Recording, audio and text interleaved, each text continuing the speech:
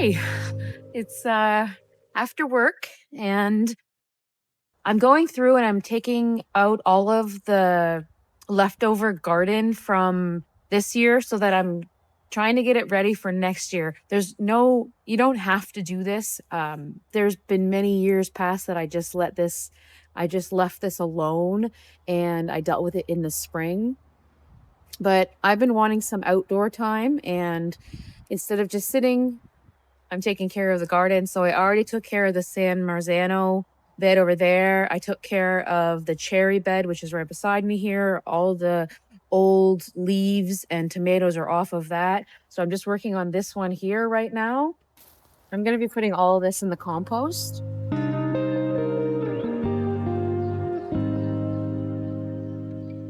Nobody is talking about compost.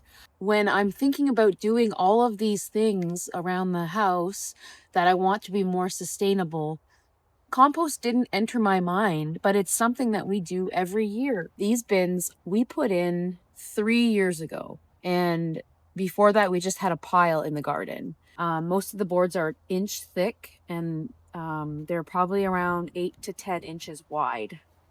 And the boxes are 4x4, and the frame is made out of 2x4s, and there's a pallet in the center that's dividing them. And then we put chicken wire all the way around the inside of the compost bin, just to avoid stuff spilling out in between the wood. The wire isn't for any pests. We know pests are going to get in this because it's full of food. And really the only pest that kind of gets in this right now is the squirrels. The squirrels like to take the tomatoes out of here. I'm just picking out the yarrow. I don't know how it made its way in there, but yarrow needs to come out of there for sure.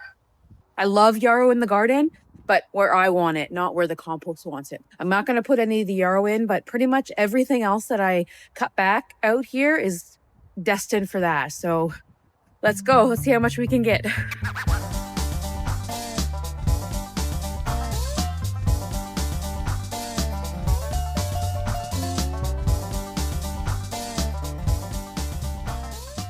Because Bill has been using the pitchfork and he has moved that soil around all summer, probably once every couple of weeks, which has been great. And this is the other side of our compost bin here, and this is all the stuff that I've added to this compost bin, including all of the debris from the pumpkins. That's in there too. And I'm going to add all of this stuff from the tomato plants, and this side is going to be full. But come next year, it's going to be half. Over the winter, it's going to come down. It's going to start to rot and start to come together. And then in the spring, we'll use this side to put all of the amendment on top of our garden beds as much as we have. And then we'll move this over there and we'll start again. I want to talk to you about our compost a little bit. So you see, there's full things in here still that will sift out. And there's things growing, but this compost is absolutely beautiful. See that? Oh, I also wanted to talk about the wood chips, the wood shavings that I'm sitting on right now. These are wood shavings from the greenhouse, from the timbers on the greenhouse. We're planing them all down. It's quite the process. But these cedar shavings are absolutely wonderful in the garden, especially an area like this where there's grass growing and we can't bring the mower in here. It's too big. So we'd have to just weed eat this. So I put it all over top of this, and we've got a lot more to come. So this will be great coming next year. We are working on the greenhouse, although we have not posted any videos on this just yet, because we are still planing these beams. We want to get these beams all to the same height and width. And I think, honestly, we're going to be putting this project on hold for the winter. We've heard that we're going to get a lot of snow, and we were hoping to set up an outdoor workshop to be able to move these beams around and do all the joinery details that we needed to do. The garage is not big enough for that. So with that, I think we're going to wait until the new year to start on even the joinery. We're going to plane the rest of the beams. We only have 3 left, and then we're going to put it on hold. So stay tuned till next spring to find out more about our greenhouse.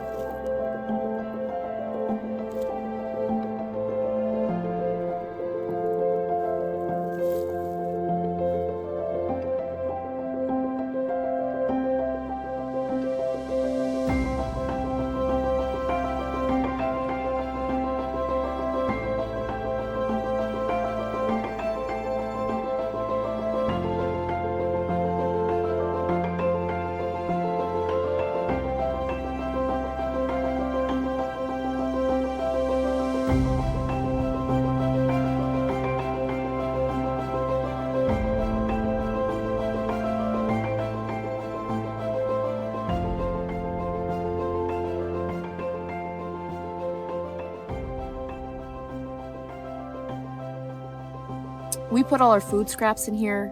We put all of the stuff from the garden and the flower garden out there in this, and anything that we can. We used to go around and collect leaves and mulch those and put it in it.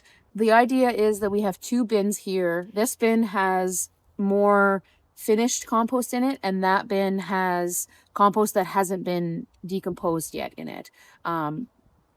Once the spring comes around, we'll use this compost to top our beds off, and we'll pull that compost over into this one, and we'll start cycling it like that. There, I added the tomato stuff to that. I pushed some of that pumpkin vine in front so that we can make it the whole base there, because this is going to get filled up here pretty soon, because I got to do all of the perennial flowers in here and the beans that are left. So yeah, it's got pine needles in it, but that's okay. Look at that bean. See? This looked like that did less than a year ago. So we have a nice active compost right now, and I am absolutely loving it. I love that I can take this compost next year and I can amend my beds with it.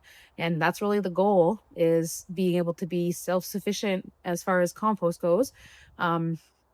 For the other beds, we're probably still going to have to buy some, because this is not enough to do all of these beds in here.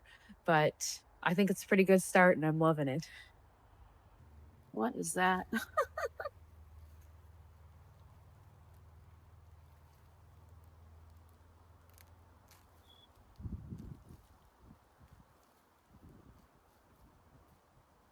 It's really hard to tell on the camera, but it is getting dark out here, and I would like to get one more bed done before I go inside for the night.